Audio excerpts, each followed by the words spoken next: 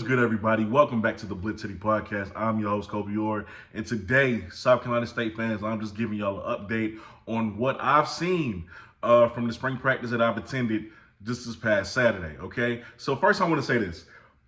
I love the way Coach Berry is running things, okay? I think a lot of you guys y'all will feel the same way whenever you get out there and get a chance to see just how he run things, okay? So I get into the stadium. Walking in, I see players practicing. Okay, I see the assistant coaches, but I don't see Coach Berry. But I hear him. His voice is all over the intercom. So I'm like, where's Coach? Where is this coming from? Coach Berry is at the top of the stadium, in front of the scoreboard, on a microphone, and he's encouraging the players. He's doing his thing. He's coaching. He's being amped up. Like he always is, which is a great. You love it about Coach Berry, honestly. But he's doing all that from the top of the stands for certain intervals of practice, and I was like, oh, now this is different. I like this. He gets to see everything. If you mess up, of course, he's gonna call you out. And that's honestly something that I love about this coaching staff, right? So many times, when you make mistakes, of course you get reprimanded. You get talked to.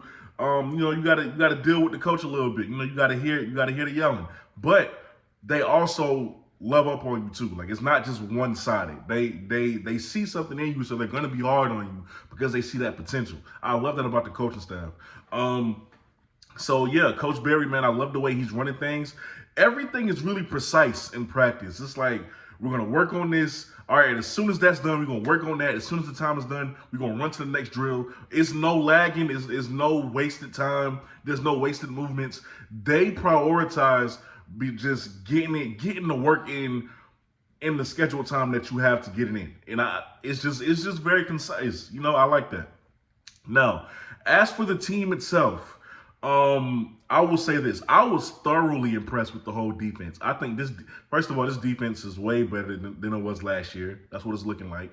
The defensive line, I really thought we would take a step back because we lost Patrick Godbolt, Jablonski Green, and Brandon Tucker. That was like the big three. They were great last year. So to lose two of those guys to graduation and one to Coastal Carolina in the transfer portal, I thought we would take a step back. But guys, I was completely wrong. That defensive line looks relentless. We do need more bodies on the defensive line. We do need more bodies, okay? But the guys that we got, they are no slouches at all, including Big Bear Alexander, one of the Benedict transfers. That boy gets after it, all right? Nobody stood out amongst the rest on the defensive line. It was them as a unit. Not only first team, second team was getting after it too. So defensive line looks really, really good. This secondary looks a lot better than last year, okay? So great signs from the defense, okay? Great signs there. I don't really have a problem with them. Offensively, which is what I know a lot of y'all want to hear. When it comes to receivers, Caden High, man, the Benedict transfer as well, the freshman All-American, put up like 700 yards as a true freshman, something crazy like that at Benedict. He is insane, man. That kid's route running ability is crazy. Okay, the way he's able to contort his body to make catches is crazy. He's going to be one of our bigger playmakers this year. I've said that when he committed. You can go check out the interview that I did with him as well. But he's going to be a big-time playmaker for us this season. On top of that, so you saw Caden High, Nick Soul, the 6'6" wide receiver from Benedict. He's a beast. Justin Smith-Brown performed really well. Okay, so I'm looking at this offense and I'm like, we got the perfect balance of size and speed finally, because last year we was just small. We were all small. We didn't have a Shaq Davis. Rakeem was hurt for the majority of the season, so we didn't really have that size. But we have a really good blend now. We really do. And I'm excited about those receivers, man, because they were getting after it. They were really getting after it. And of course, the running back room. Yes, y'all know we lost Jawan Howell to the transfer portal. He's with the Gamecocks now. And of course, we wish him nothing but the best. We know he'll be great there. But we wanted to know, I was very excited to see how this running back room would look. And just like I predicted, there's no fall off, ladies and gentlemen. Tyler Smith had a couple of big runs. Demetrius is now back at running back, ladies and gentlemen. He was a wide receiver last year. He's back at running back. He had a big run on the day. Okay, Duhart from Benedict, he's balling. KZ Adams, I think he got the least amount of snaps out of everybody from the practice that I attended Saturday. So I didn't really get to see much of him, but from what I've seen, it was all in all, this running back room has not missed a beat, ladies and gentlemen. We are still good there. Okay. And of course, Tyler Smith is going to return later on this year. So we the bigger Tyler Smith. So we got both of those guys. We're good at the running back position.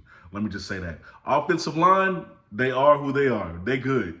They good. We returned most of them from last year. This line is led by Eric Brown going into his last year of eligibility. The all-MEAC offensive lineman that we have, man, this offensive line is good. They're really good.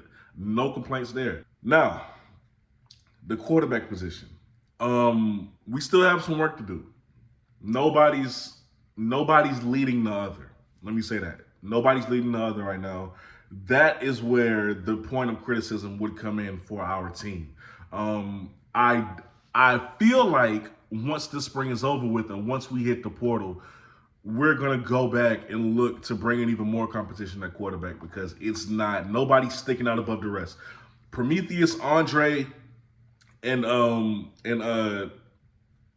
Mason Kidd, they're not sticking out from each other. Maybe I would give the slight edge to Andre Washington, okay?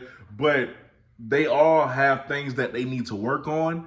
You get the feeling that if we get this quarterback position down, we could really do something this year. Like, we don't have to wait. You know what I'm saying? We could really do something this year. There are some needs that needs to be addressed, of course.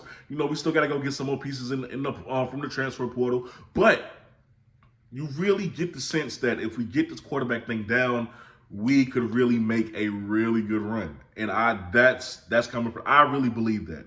So that's just my breakdown of what I saw. Honestly, it was also great to see Javon Hargrave. He showed up out there. Darius Leonard showed up out there. Mr. Hamilton showed up out there from the Cardinals. It was a lot of guys, man, a lot of former players who showed up to speak to the team. You saw Coach Berry interacting with them. And also, if you want to see my interview with Coach Berry, because I did get to ask him a few questions after practice, you could do so. It's now available on my channel. So just go look for that. Go see what he's talking about as far as what he's ready to do with this program.